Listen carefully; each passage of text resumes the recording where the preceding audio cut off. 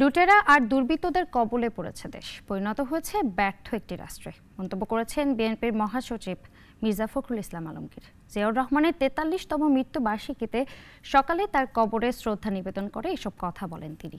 রাশেদুল কাদেরের রিপোর্ট।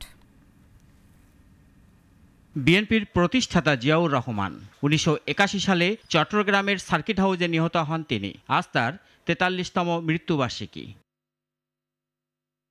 সকালে দলীয় প্রতিষ্ঠাতার কবরে শ্রদ্ধা জানাতে আসেন বিএনপি ও এর অঙ্গ সংগঠনের নেতারা।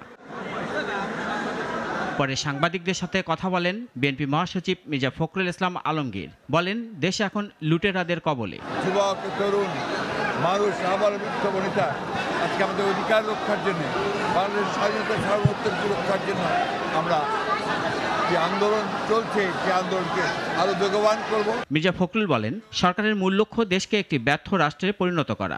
বাংলাদেশ এখন পুরোপুরি দুর্বৃত্তদের কবলে, বাংলাদেশ এখন লুটেরা মাফিয়াদের কবলে।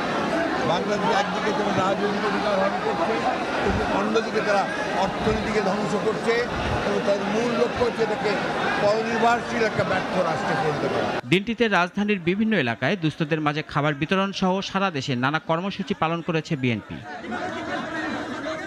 রাশেদুল কাদের, নাগরিক, ঢাকা।